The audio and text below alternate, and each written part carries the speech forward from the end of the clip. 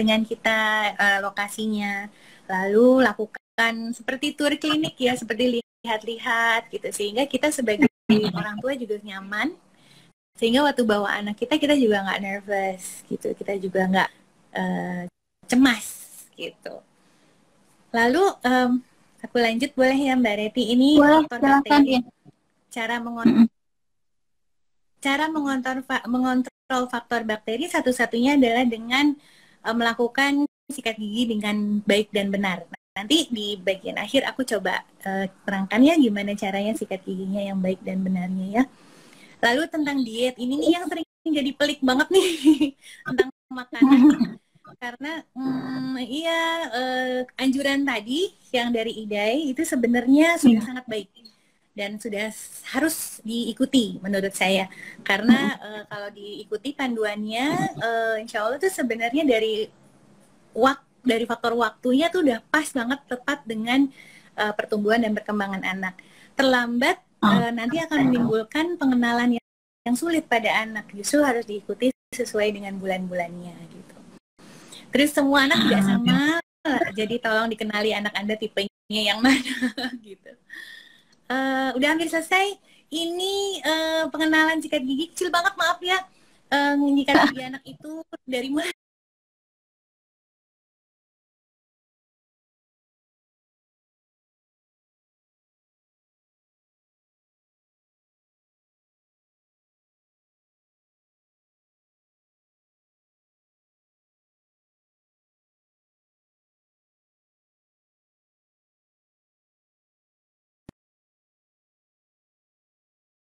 derajat ini seperti ini, tapi jangan lupa angkat bibir depan atasnya. Angkat bibir depan atas. Sehingga bagian yang paling gampang lubang yang di leher gigi sini itu bisa tersikat. Jangan lupa sikat bagian dalam, bagian pengunyahan dan bagian luar.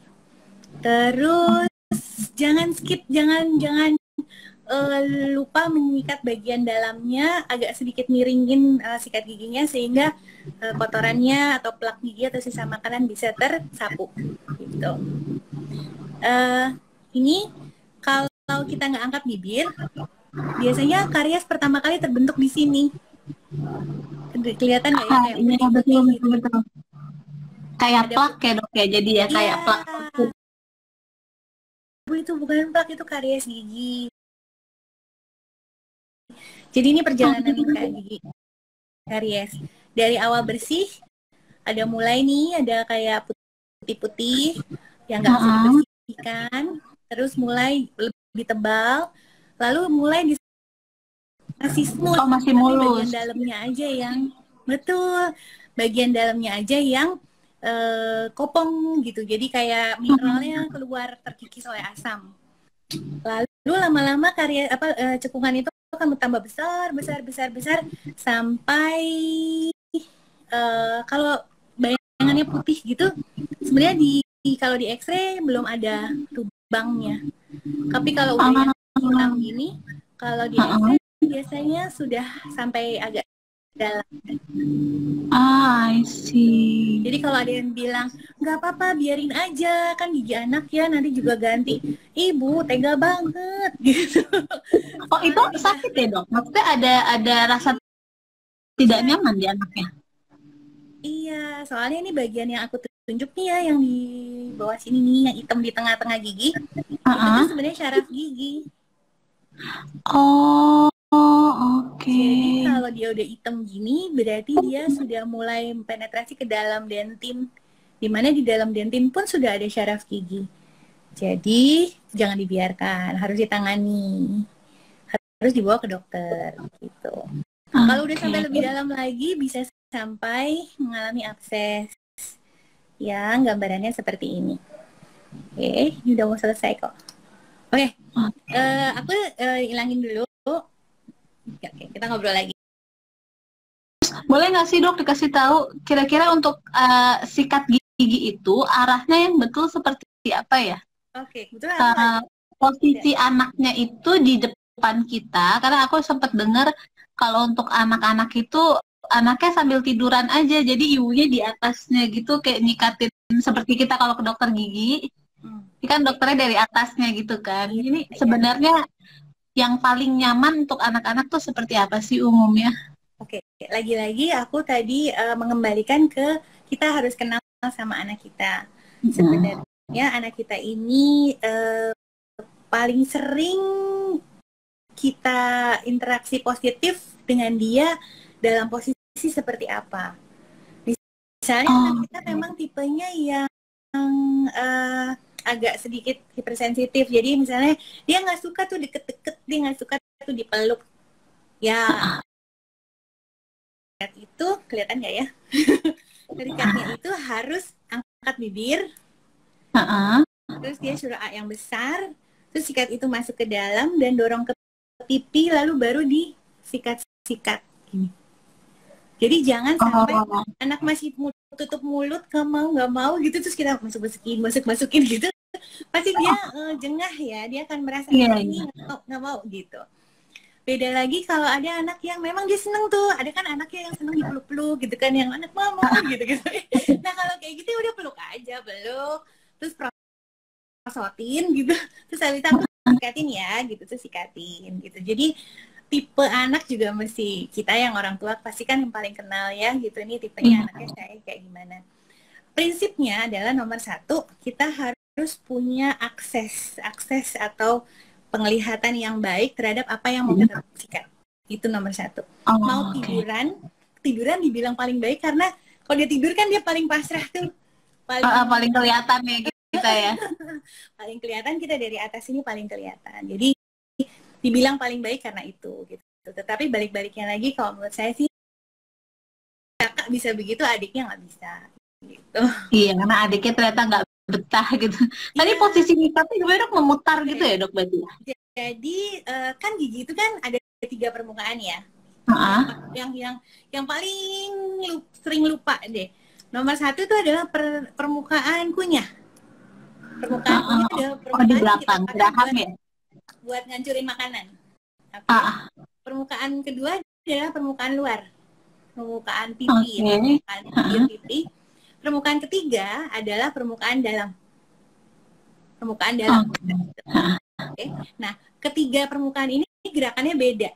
Kalau gerakan untuk permukaan luar, ini yang kayak lagu Ipin Upin, putar gitu. Nah, kalau kita mau masukin ke gigi paling belakang, mintalah yang besar, masuk, dorong ke pipi, suruh gigit. Tapi bukan gigit sikatnya ya, suruh gigit giginya. Jadi kita bisa sikat tuh, putar gitu, ikut hasilnya. Karena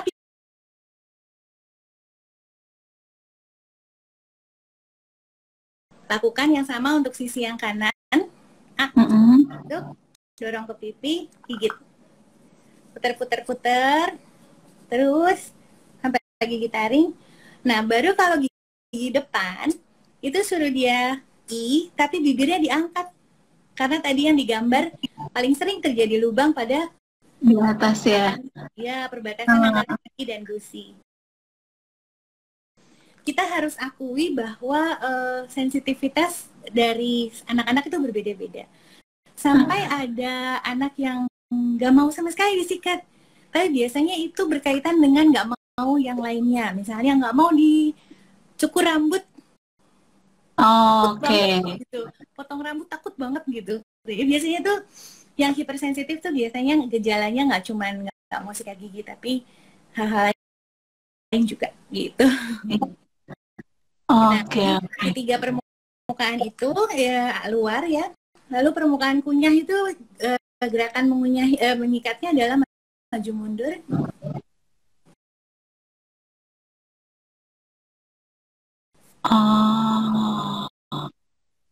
Jadi yang atas juga. Bagian depannya tuh. Jadi jangan lupa gigi itu ada 3 permukaan. 3 permukaannya harus disikat semuanya. Dibersihkan semua ya. Yes. Itu belum ada gigi. Supaya dia nggak jengah kalau kita menyapu-nyapu lidahnya. Kalau misalnya masih ASI kan suka jamuran ya kalau nggak dibersihin.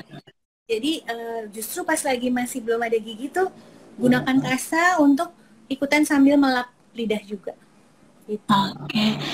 Kasar dengan air hangat gitu biasanya ya. Hangat yang matang. Iya, air hangat. Juga jangan banyak-banyak ya kan, dia kan baru boleh ASI kan gitu. Iya, hanya untuk membersihkan aja gitu kan ya, Dok. Supaya nggak keset kalau dia nggak lembab, soalnya sakit nanti kena gusi kan. Jadi harus lembab. Oke, dokter. Itu. Baik, selanjutnya Monggo. kita mau masuk ke pertanyaan ya, Dok, ya, karena udah lumayan banyak waktunya udah pertanyaan masuk. Pertanyaan pertama, ini sebenarnya tadi udah lumayan cukup dibahas ya, ada beberapa dari Ibu Dwidian sama ada Ibu Stevi. Ini anaknya sekitar 2 tahun, 1-2 tahun. Pertanyaannya gimana supaya anak bisa memulai kebiasaan sikat gigi tanpa adanya paksaan? Itu seperti tadi ya, kita tanamkan pengalaman-pengalaman positif. Ingat, pokoknya kalau di bawah umur 1 tahun atau 2 tahun itu pahami bahwa anak tuh baru mulai punya memori, baru mulai punya kemampuan, supaya ingatannya dia tentang hal itu positif gitu. Sebelum dia masuk ke dalam periode nggak mau. Mulai semuanya tidak mau, bukan cuma ke dokter gigi ya. Yes, kan makan juga gitu kan. Iya, periode menolak sampai mandi, pakai baju, semua tidak mau. Tapi itu kan sebenarnya nggak lama sih. Habis itu nanti masuk usia 3 tahun jadi pembatasan. Ya, jadi dinikmati saja. Makanya fase-fase itu paling penting, kita tuh jangan emosi. Lalu beri contoh. Kalau emang dia nggak mau ya sudah, ya dikasih tahu bahwa tapi harus loh, aku sikat gitu. Terus sikat di depan dia. Kalau perlu sikat gigi 2 kali lah, nggak apa-apa gitu, biar dia lihat. Atau sambil dicontohin gantian ya, kadang-kadang aku mau sikat gigi sendiri. Ya oke, sikat gigi dulu sendiri, abis itu aku sikatin gantian ya. Betul sekali. Jadi kalau di kawan tuh ada di Jepang, mereka sangat-sangat mendorong orang tua untuk bisa menyikati gigi anaknya. Nah, jadi waktu setiap ulang tahun anak gitu, PR ya. Terus kalau gitu udah gede kan, tapi dimulai dengan si anaknya sikat dulu, baru anaknya udah merasa sikat giginya bersih, baru sini ibu liatin, terus dilanjutkan oleh ibunya. Tetap harus dipastikan bahwa semua bagian giginya tadi tetap tersikat dengan baik ya, Dok ya. Yes, betul sekali. Dan itu kembalinya lagi, itu personal, tergantung anak kita tipe seperti apa. Harus diakui ada juga anak yang nggak suka terlalu banyak dikasih tahu gitu. Jadi ya tarik ulurnya di inilah. Betul. Oke, pertanyaan selanjutnya ini dari Ibu Erina, usia anaknya 1 tahun. Ini pertanyaannya usia segini, di usia 1 tahun udah mulai muncul bercak kuning, Dok. Salah saya baru ngenalin odol di usia ini. Sebelumnya sikat gigi ala-ala aja pakai sikat gigi silikon. Saat ini giginya 7 buah. Baiknya pakai sikat gigi yang seperti apa ya, dokter? Oke. Ini kayaknya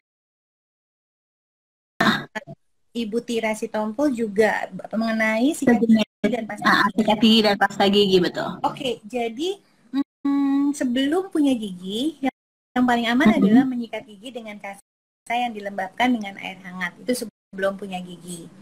Begitu gigi muncul, biasanya baru 2 atau 1 atau 4 gitu, boleh menggunakan sikat gigi yang handle-nya dari depan. Pernah lihat nggak ya ibu-ibu? Jadi saya kebetulan di rumah udah dicari-cari nggak ada contoh. Jadi dia bulat, terus giginya tuh bulu sikatnya cuma ada di tengah gitu, sehingga aman kalau kita sikatin tidak tersedak. Oke. Nanti kalau gigi geraham sudah mulai muncul, boleh mulai menggunakan sikat gigi anak. Sikat gigi anak itu biasanya cirinya 2. 1, dia tidak begitu panjang karena takut anak tersedak kan ya. Kedua, bulu sikatnya, kepala sikatnya itu kecil. Iya. Sehingga waktu kita masukin tadi kayak si hipo tadi, waktu kita masukin ke belakang itu anak nggak penuh duluan. Kalau gede kan begitu taruh nggak bisa gerak. Iya. Waktu dimasukin ke dalam keburu nek gitu. Pilih sekecil mungkin dan sependek mungkin sehingga kita punya ruang buat manuver sikat gigi dengan leluasa tanpa anak merasa terganggu gitu. Itu kalau tips aku tentang sikat gigi. Kalau pasta gigi ini kontroversi karena ada yang pro fluoride, ada yang tidak pro fluoride. Jadi kalau saya berada di tengah-tengah. Bagi saya selama anak itu belum bisa meludah, itu belum berkumur bisa ya. Berkumur dan meludah itu menurut aku lebih sulit berkumur. Oh ya.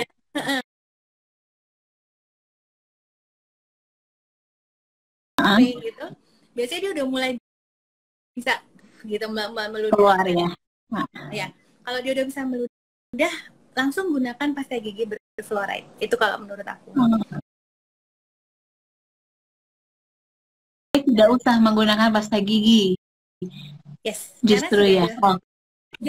Karena sudah ada penelitiannya yang membandingkan anak yang tidak pakai pasta gigi, anak yang pakai pasta gigi bisa ditelan, bagaimana adaptasi mereka terhadap pasta gigi yang berfluoride. Nah itu tuh udah ada perbandingannya, nyatanya lebih cepat yang nggak pakai pasta gigi yang bisa ditelan. Nggak boleh lagi.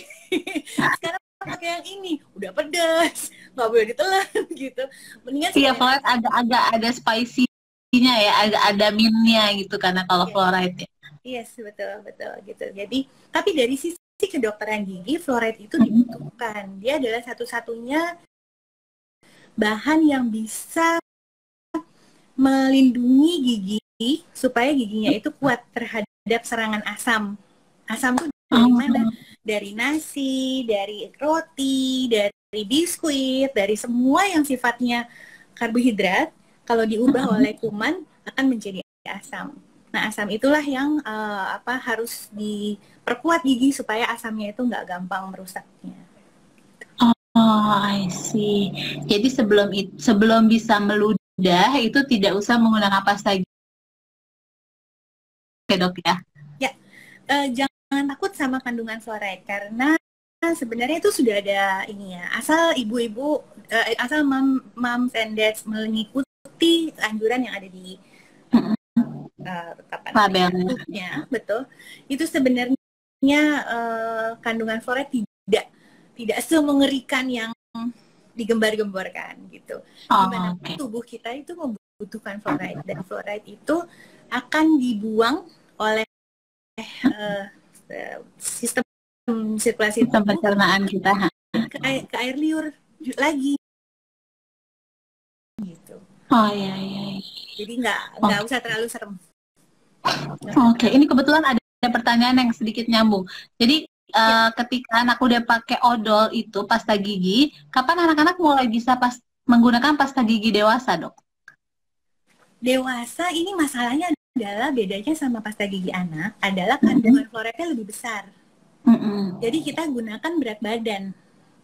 Kalau kalau anak itu berat badannya, misalnya kebetulan anak kita tuh gendut ya, maksudnya istilahnya usia SD kelas 4 tapi badannya seperti SMP gitu ya, dimana berat badannya sudah 40 sudah seperti orang dewasa lah, 35 kg, 40 kg, orang dewasa kecil aja kan segitu. Itu sebenarnya sudah bisa menggunakan dewasa. Jadi yang ukurannya itu adalah berat badan. I see. Nanti mungkin aku bisa kirimkan ke Mbak Reti ya hitungan persentase sebenarnya berbahayanya tuh berapa, terus batasnya per kilogram berat badan itu berapa gitu. Boleh. boleh. Gitu. Selanjutnya 2 bulan. Dia cerita anaknya saat ini belum karies. Tiap pagi dan sore sebelum tidur selalu sikat gigi. Aman kan ya, Dok? Atau malah bisa menipiskan email gigi? Oke. Email gigi atau lapisan gigi yang paling luas yang ada di gambar itu sebenarnya adalah bagian tubuh yang paling kuat. Dia itu kuat banget, lebih kuat daripada tulang, daripada keramik yang kita buat di lantai ini. Dia lebih kuat daripada itu sebenarnya. Nah, apabila sudah sampai bisa lubang, itu artinya asam yang mengenai dia itu sedemikian kerasnya si asamnya. Nah, bayangkan gerakan kita sikat gigi. Sikat gigi ini kan, bulu sikat ini kan lembut ya, apalagi bulu sikat anak-anak. Kalau kita giniin aja kan nggak akan sakit, nggak akan lecet. Jadi Ibu Erlani nggak usah khawatir gigi anaknya terkikis, karena yang harus dikhawatirkan justru kalau sikatnya kurang bersih. Jadi ibu udah baik banget, udah bagus banget, belum ada karies, sikat giginya rajin, jangan khawatir bisa terkikis emailnya. Mulai belajar pakai pasta gigi yang berfluorid supaya emailnya lebih kuat. Oke, dokter. Sekarang kita masuk ke pertanyaan dari Ibu Nabila, usia anaknya 17 bulan. Dari lahir, anak saya minum sufor dengan DOT karena belum bisa memberikan ASI terkait dengan kesehatan jantung ibunya. Sekarang anak saya sudah sikat gigi, tapi masih belum yang benar-benar sikat gigi seperti orang dewasa. Dipakaikan odol non-fluoride, tetapi sudah menggunakan tooth mouse. Itu bakal karies ya. Tadi udah dijelaskan melalui gambar ya, dokter ya. Terus lalu tengah malam dan sebelum tidur, anaknya masih suka minum susu. Gimana ya, Dok, cara membersihkannya? Lalu gimana caranya perawatan supaya si pulau-pulau putih di gigi itu tidak berkembang menjadi karies yang bolong gitu maksudnya ya? Oke, sip. Ini pertanyaan mewakili banyak banget belakangan ini. Sekarang memang kayak polanya kalau datang ke dokter gigi ini pertanyaannya persis seperti Ibu bilang. Jadi gini, gambarkan ke teman-teman moms yang lain bahwa memang ada gangguan-gangguan kesehatan baik pada orang tua maupun pada anak yang kadang-kadang mengakibatkan sang spesialis anak, jadi spesialis anak ya, dokter anak, harus meresepkan formula. Jadi susu formula adalah sesuatu yang boleh diberikan ke anak apabila diindikasikan oleh dokter. Jadi seperti Ibu Nabila, beliau harus memberikan susu formula karena keadaan jantungnya. Jadi ini contoh yang baik sekali kalau menurut saya, pemahaman mengenai itu, sementara susu formula itu adalah sesuatu yang diresepkan oleh dokter. Itu yang pertama. Yang kedua, udah sikat gigi tapi belum benar-benar sikat gigi, seperti yang tadi Mbak Reti bilang, tugas sikat gigi yang bersihnya itu benar, itu sebenarnya orang tua. Jadi yang ala-ala itu nggak peluk dengan pujian gitu, bahwa yeay kamu bisa, coba sekarang mama yang bersihin, masih ada nggak sisanya gitu. Kalau anaknya mulai merasa enggak gitu, aku bisa gitu, gunakan media lain di saat bermain. Misalnya print gambar gigi, print gitu ya di kertas gambar gigi, terus taruh plastik vinil, plastik clear gitu di atasnya, gambar dengan spidol, kayak kuman-kuman gitu banyak-banyak, terus minta dia untuk bersihin. Namanya anak-anak kan kadang-kadang nggak bersih banget tuh. Tetap ada yang miss ya. Ya, terus kasih lihat, nih aku bersihkan ya, gitu. Nanti pas lagi sikat gigi, kasih tahu juga, ingat nggak tadi, aku mau cari nih kumannya yang kamu nggak bisa ketemuin, gitu. Jadi, jangan dianggap sebagai inkompetensi dari anak, tapi anggap sebagai kayak game aja, kayak yang tadi tuh, yang kita kerjain, gitu. Jadi, ala-ala nggak apa-apa, Bu. It's okay, it's a very good start. Lanjutin dengan yang benarnya oleh Ibu. Terus pakai odol non-fluoride-nya ini, kalau 17 bulan apakah sudah bisa speed atau belum, itu nanti mungkin Ibu Nabila harus evaluasi sendiri. Kalau udah bisa speed, silakan pakai pasta yang berfluoride, karena itu adalah perlindungan yang sebenarnya dibutuhkan. Sementara kalau tooth mousse ini sifatnya adalah seperti penguat atau suplemen. Tanpa keadaan gigi itu bersih, jadi kalau ala-ala plus tutmus itu hanya membuang uang. Karena si tutmus ini tidak akan masuk. Yang bisa masuk kalau permukaan giginya sudah bersih. Jadi stepnya adalah sikat gigi yang bersih aja dulu, pakai pasta berfluoride. Harus digarisbawahi, tutmus itu bukan pasta ya. Banyak orang tua yang mengira tutmus itu adalah pasta gigi. No, tutmus itu kandungannya adalah kalsium dan fosfor dan fosfat. Di situ bisa memberi tambahan kekuatan pada gigi, tapi tidak menggantikan fluoride.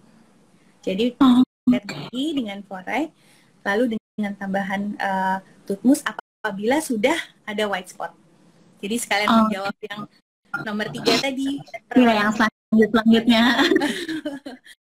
Ya, jadi kalau rajin banget bersihinnya sama aplikasi tutmusnya, si white spot bisa hilang kok gitu. Tapi jarang sekali sih terjadi. Yang prestasi aja tuh yang buat saya udah, wah ibu hebat gitu. Kalau betul, Mbak Ren jago. Jadi jangan sampai ada kayak ada cekungannya itu, stay di white spot aja itu udah hebat banget loh, beneran.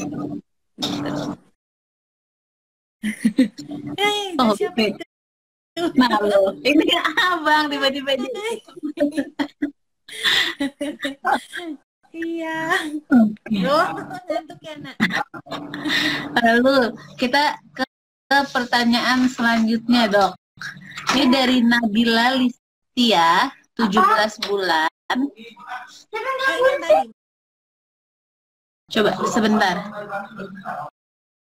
Sebentar ya dokter, maaf.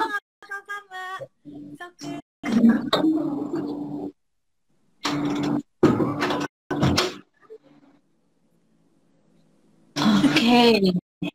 Mohon maaf. Tidak apa-apa. Oke, selanjutnya. Ini yang permasalahannya sudah ada karies, apakah ada hubungannya dengan air liur asam nih? Dari Ibu Eni, usia anaknya 3 tahun, Dok. Dia bertanya, apa benar kandungan asam berlebih pada ludah bisa menjadi salah satu penyebab gigi anak mudah karies? Kalau benar, apakah akan berlanjut hingga ketika gigi anak sudah terjadi? Karena anak saya sudah karies dari usia sebelum 1 tahun, padahal rajin gosok gigi dari awal gigi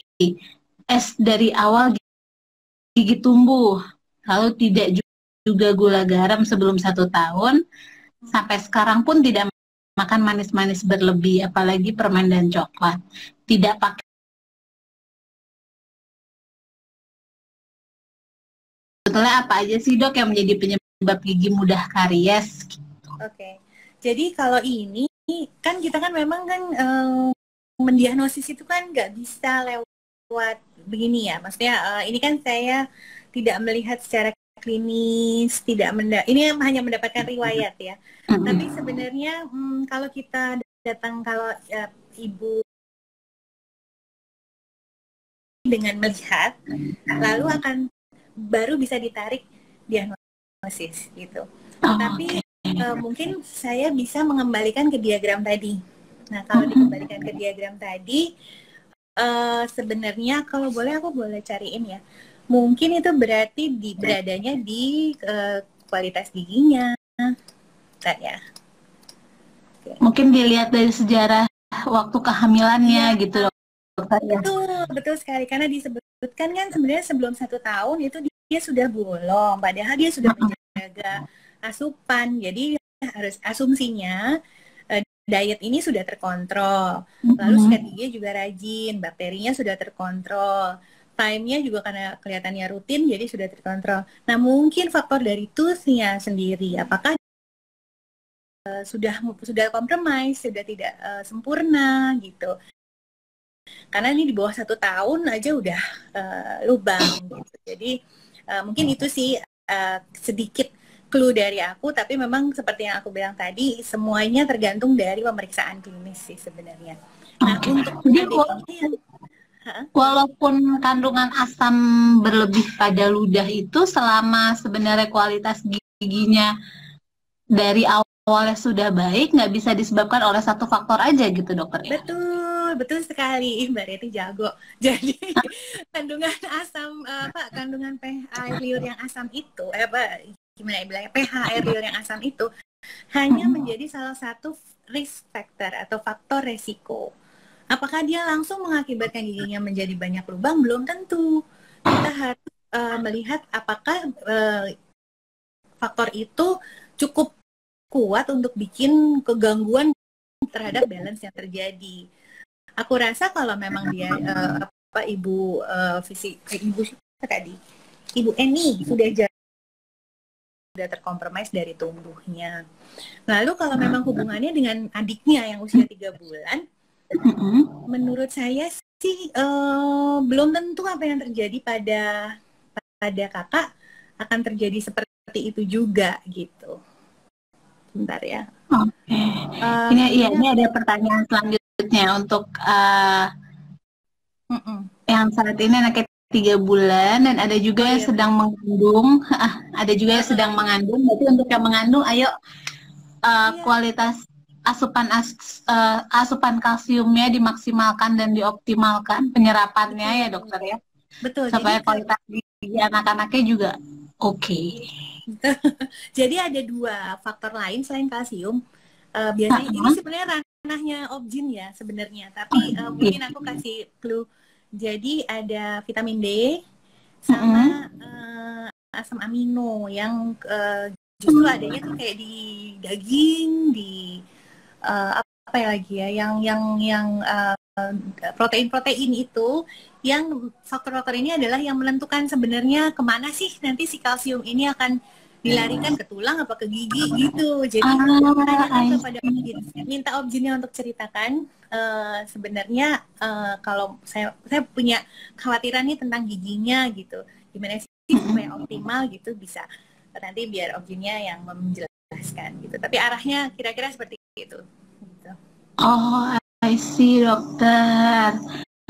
Lalu untuk anak-anak yang memang sudah bermasalah nih dok giginya, ketika lagi masa-masa COVID seperti ini kan banyak kekhawatiran dokter untuk orang tua ini, ke dokter menjadi clue untuk orang tua kalau oke, moms ini sudah nggak bisa ditunda lagi, yuk segera kita ketemu di dokter gigi gitu. Betul, itu pertanyaan yang bagus sekali. Ini aku ngajak banget untuk jadi semua dokter gigi anak itu ternaung di dalam organisasi profesi yang namanya ITGAI. ITGAI itu Ikatan Dokter Gigi Anak. Kalau kami yang di Jakarta, ITGAI Jakarta. Main-main ke sana karena banyak sekali sebenarnya apa yang saya ceritakan tuh cuma seperberapa dari informasi di live IG yang ada di situ yang udah terekam di sana. Terus di situ juga ada tampilan ini, yaitu keterangan secara konsensus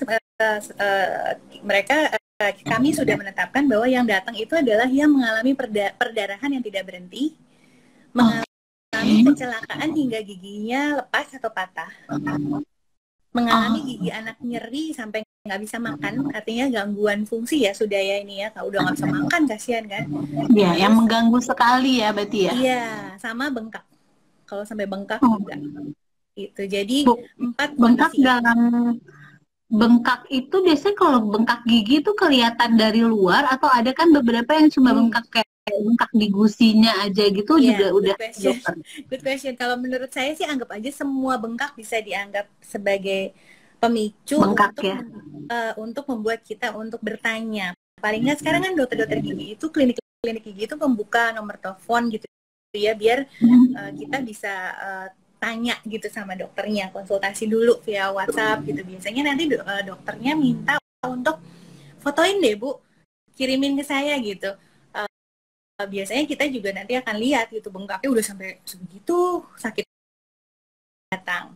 Nah terus terang di klinik gigi tuh ada yang sudah siap, ada yang belum siap. Biasanya yang belum siap tidak buka. Jadi kalau yang belum siap biasanya nggak akan berani buka karena kita semua udah ternaung dalam PDGI yang memang diarahkan untuk kalau siap buka, kalau enggak jangan. Jadi kelengkapannya biasanya appointment tuh nggak bisa langsung datang langsung dilayani, bikin appointment dulu. Karena setiap pasien harus ada jarak masuk Waktunya ya. Ya harus disterilin dulu ruangannya gitu. Kedua adalah saat di klinik itu biasanya jauh-jauhan gitu, nggak bisa deket-deketan sama pasien lain. Kemudian di dalam ruangan dokternya pakai APD gitu kan, lengkap gitu. Terus setelah itu juga biasanya keluar ya dibikin cepet gitu semua trafficnya supaya nggak ketemu dengan pasien lain gitu. Oke, jadi lebih baik wajib untuk telepon dulu dan bikin janji ya dokter ya. Iya, konsultasi dulu. Untuk masa-masa Kadang-kadang nih ada tertentu. kondisi-kondisi yang aku terutama ya aku agak kurang suka memanjakan anak soal ganti gigi. Kalau buat aku ganti gigi itu coba aja goyangin sendiri gitu. Soalnya saya orang orang jadul. Saya juga dulu goyangin sendiri soalnya. Jadi kalau yang kayak gitu biasanya kita kan nggak masuk dalam list yaitu 4 kondisi itu biasanya kita encourage orang tuanya untuk ayo Bu support, kasih makan apel, gigit di depan. Biar jadi aman ya dok ya sebenarnya copot gigi secara sendiri dia entah lagi makan itu sebenarnya nggak apa-apa ya dok? Logikanya gini, dia nggak akan goyang kalau akarnya masih ada. Pasti dangkal sekali karena akar itu kan udah memendek. Dia ngangkat banget ya. Iya, jadi Tuhan ciptakan sehingga kalau gigi tetapnya udah mau datang, gigi susunya tuh akarnya pendek. Jadi pas dia udah goyang itu dia cuma tinggal tuh gitu udah lepas gitu, nggak ada pasaknya lagi. Jadi aman. Iya. Kasih es krim habis itu. Iya, jadi dibekukan ya dok. Berarti untuk ngebekuin itu dengan es krim manis gitu nggak apa-apa ya dok ya? Karena itu kan terlihat kayak ada luka sedikit itu. Ya, sebenarnya nomor 1 aku nggak sedia tisu. Nomor 1 tuh dimampetin dulu pakai kalau aku ajarkan orang tua tuh dipadatkan gulung tisu. Jadi bagi dilipat 3, digulung padat, gigitin supaya digigit selama 5-10 menit sampai bleeding berhenti. Setelah berhenti baru makan yang berhenti. Oke, berarti diberhentiin justru pakai